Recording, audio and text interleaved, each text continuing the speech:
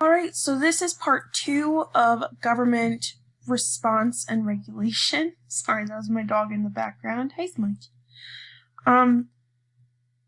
So this is a 2-part video because I'm too cheap to buy the full version of Screencast-O-Matic, and this is free. So I'm going to keep going with this. We're going to be talking about fixing businesses in this episode, I guess, and fixing working conditions. So let's start with businesses. The biggest thing, I think, is the Sherman Antitrust Act in 1890, which it was proposed in 1890 by Senator John Sherman from Ohio, which is why it's called the Sherman Act. And this is so important because this is the official end to laissez-faire government. And it's the first official legislation to fight trusts and monopolies. It said that trusts, monopolies, and cartels were no longer legal. So because of this law, people could no longer be buying up all of the other businesses, making their prices really low, putting all the mom and pop shops out of business, and then taking over. They couldn't do that anymore. It was illegal now. So there are 2 very famous political cartoons. This is the first one.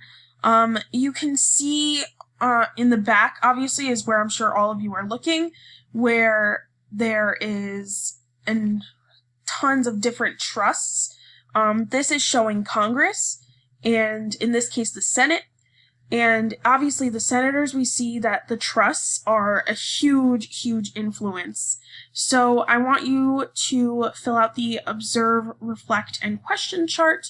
I want at least 3 things in each column, and then you can move on to the next political cartoon. This political cartoon is the Sherman Antitrust Law, or Act, and I'm not really going to preface this with anything because I did just talk about what the Antitrust Act was. So I just want you again to fill out the observe, reflect question, at least 3 in each column.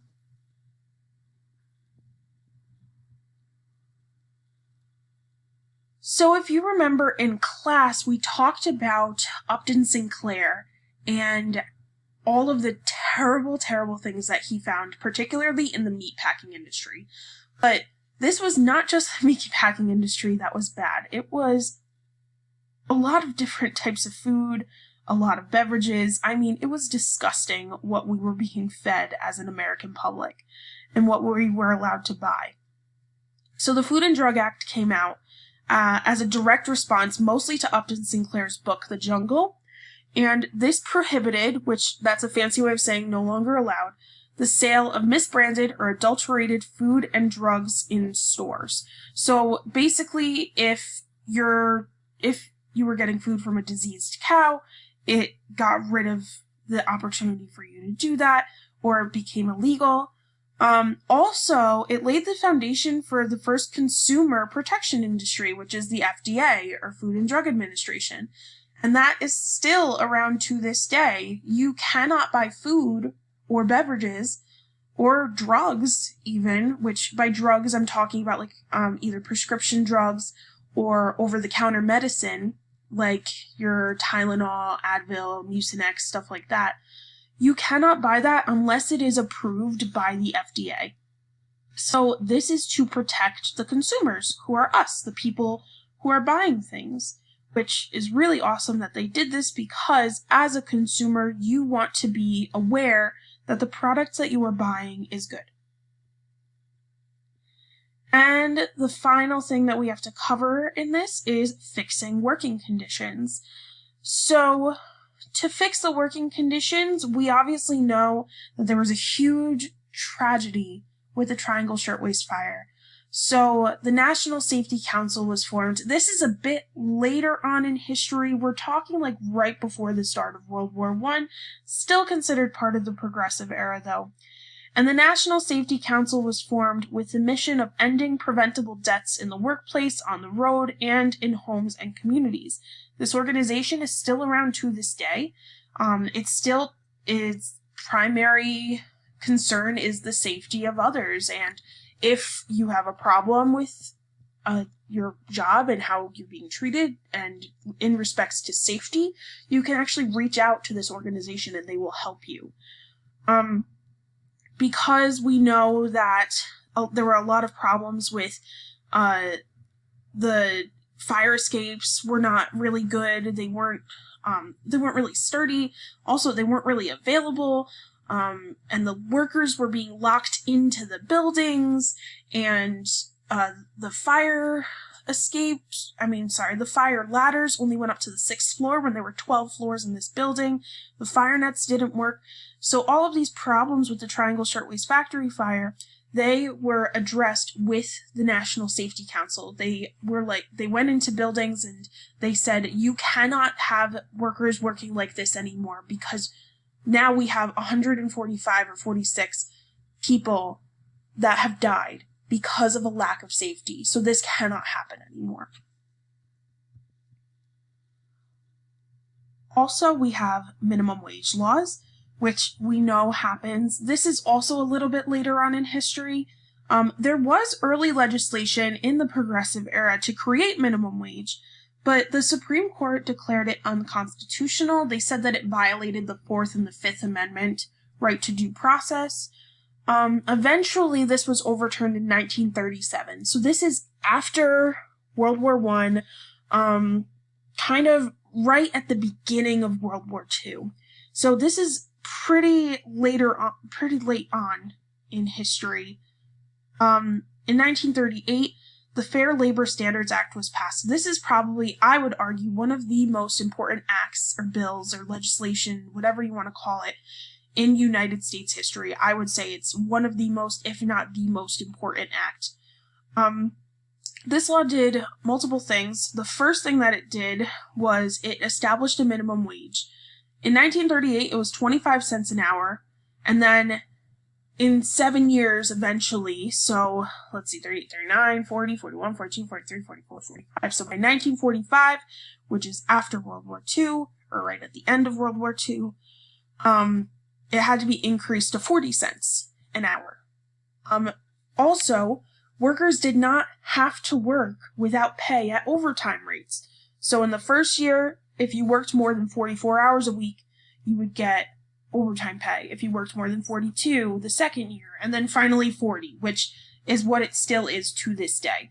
We have a 40-hour work week. If you work over 40 hours and you are at an on-the-books job where the government recognizes your work, you will get overtime pay, which is usually time and a half.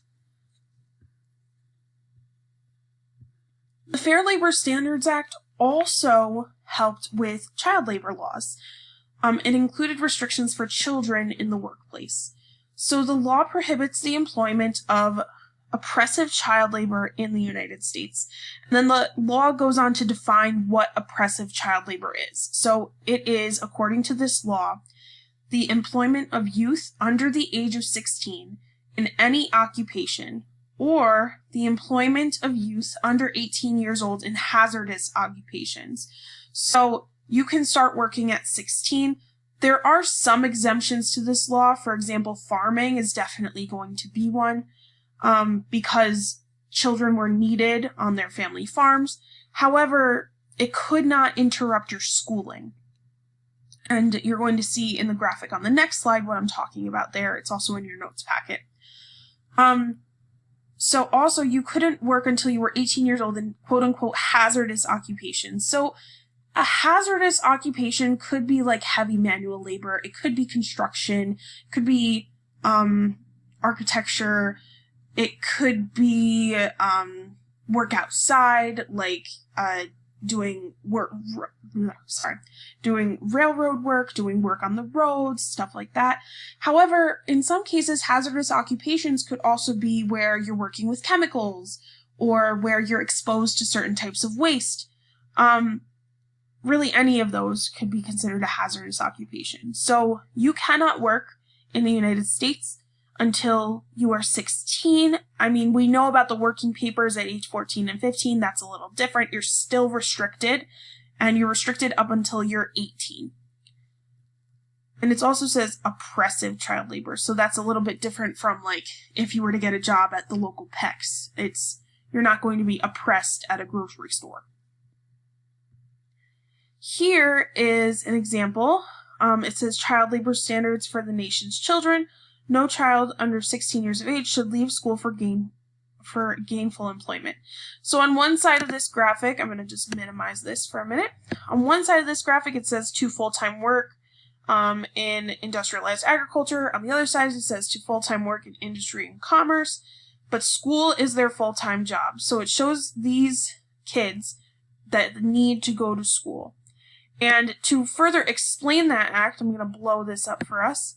It says a basic 16-year minimum age applying to industrial work at any time and to agricultural work during periods of required school attendance is the standard set by child labor provisions of the Fair Labor Standards Act, administered by the Children's Bureau, which apply to producers of goods for shipment in interstate commerce. Interstate commerce is a fancy way of saying when you sell things from state to state to state. Children working for their parents in agriculture or other occupations except manufacturing and mining are exempt from these provisions because obviously if you're working in agriculture and you have a farming family, it's going to be a little bit different for you. So let me bring that back down. Okay. So this graphic is from 1921. So this is shortly after the Fair Labor Standards Act was passed, when people were still having issues with child labor. There were a lot of people being cited for it because it was a huge part of the American life, especially for the immigrants that came in during the Gilded Age.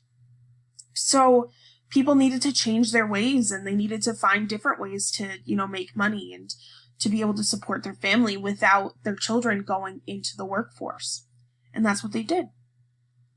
Ultimately, though, we see that the government regulations that were formed at this time, some of them are still around today, and they are part of what make America one of the greatest places in the world because with the regulations, we are able to live and buy what we want to buy, but still make sure that we're getting treated properly in our workplace. We can go to work and come home and feel safe and only work 40-hour weeks and get paid for that overtime pay. And we're not worried about being oppressed by someone else or, about dying on the job or getting hurt on the job because we have things like workers' comp. It's all because of what happened at this time. And unfortunately, it took a tragedy like the Triangle Shirtwaist Factory Fire to fully get the government to climb on board to these ideas that the progressive reformers were passing. So this is the official end to the new unit. I'm going to just insert that there. Section. The end to the progressive era.